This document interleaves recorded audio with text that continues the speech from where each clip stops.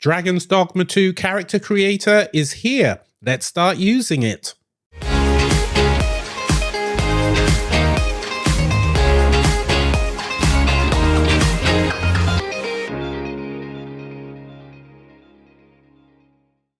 Hi everyone. The music you can hear hopefully in the background is coming from the Dragon's Dogma 2 character creator. Yes, it's been released prior to the game on the 22nd of March, and I thought we'd just go through it now. Not in any massive detail, we'll talk about that once the game launches, but I thought we'd just go through some of the bits and bobs in the actual creator itself. I've already started creating a character based on one of my favorite characters from The Expanse. I'm recreating Dominique Tipper.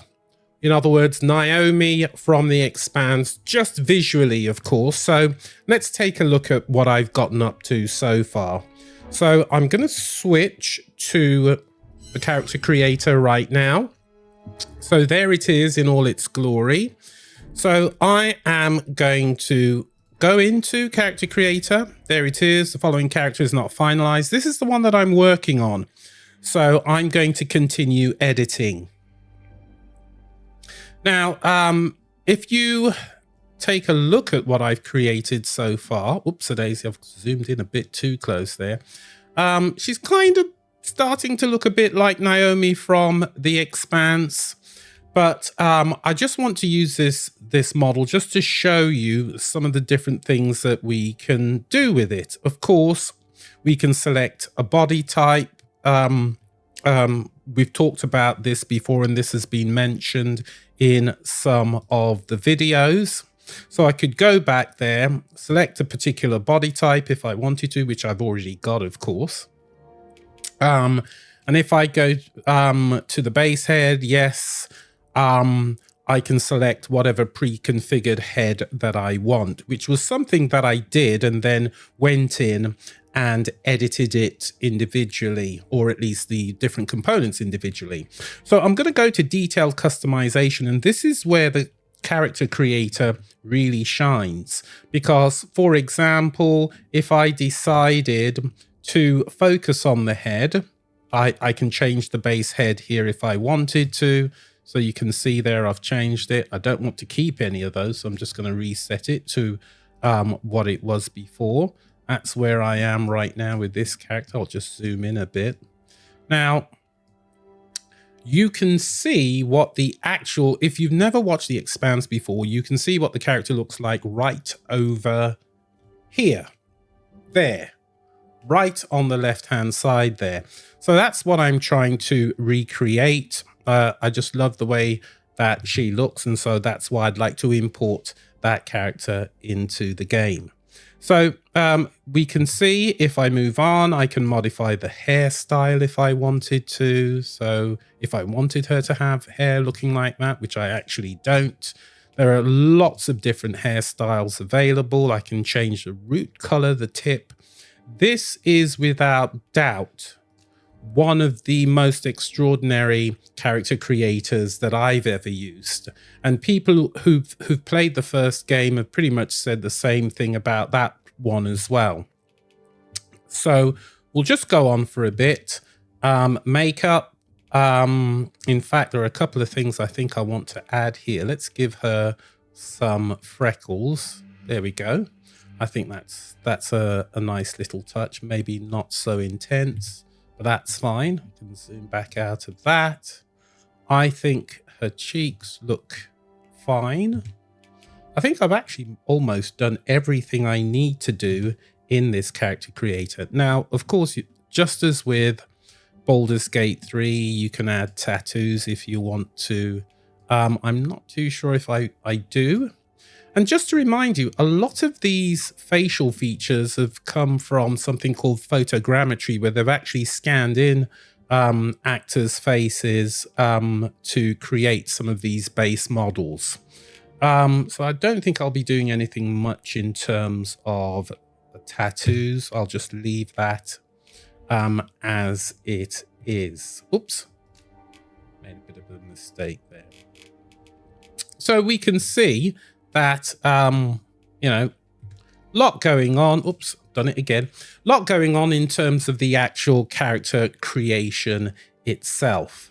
Now, once I'm done with this, you can see I can click on Alt here. I can now decide to select the vocation for this particular character. Do I want them to be a fighter? Well, my Arisen is a fighter. One of my pawns is an archer. So let's make this someone else. Let's make this person the thief character. Should we make them the thief? We could make them the mage. Actually, I think I like the idea of 2 archers. I can always change this. I think I'll leave them as an archer. I do like the way the archer armor looks as well. So what kind of inclination? I'm going to say this is a very straightforward individual. Just going back there, you can see candid, flippant, and impulsive. A pawn unbound by precepts, enjoys the thrill of combat, tackling fierce foes head-on with daring assaults. I like that. So this will definitely be the straightforward character. We've got the voice for this already, and we can preview this if we want. I'll just select V. People here are evacuated and safe for the moment. Or I could go with this one. People here are evacuated and safe for the moment. Oh, doesn't seem to be that much of a difference. People here are evacuated and safe for the moment. I'm going to try this one. Here Ooh. are evacuated. I don't think we'll go with that. People here are evacuated and safe for the moment. I think I'm going to go with this. Yet be saved. There are more who can yet be saved. Yeah, I'm going to go with straightforward jaunty too. So I've selected that voice. It's interestingly enough, the actor who I'm basing the face on is also actually British. There you go. So I'm going to finalize this. I've got to give him a name. I think I'm going to call this character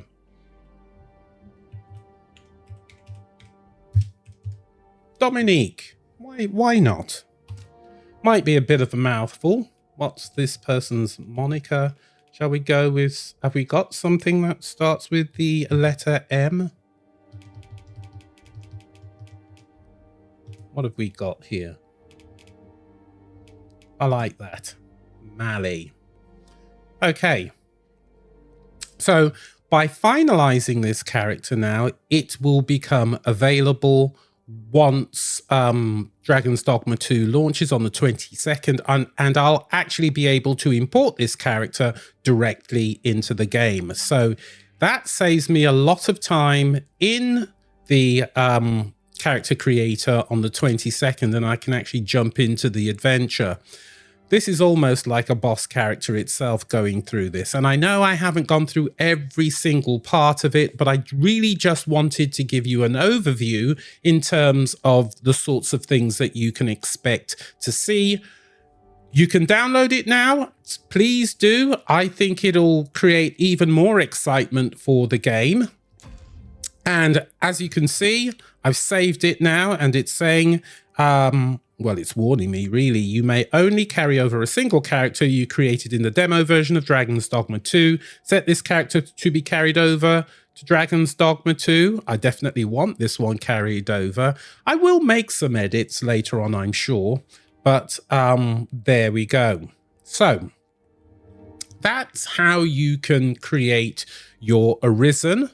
In fact, I'll just go back to the title page for a moment, because it does give you the option to create the Arisen as well as your main pawn.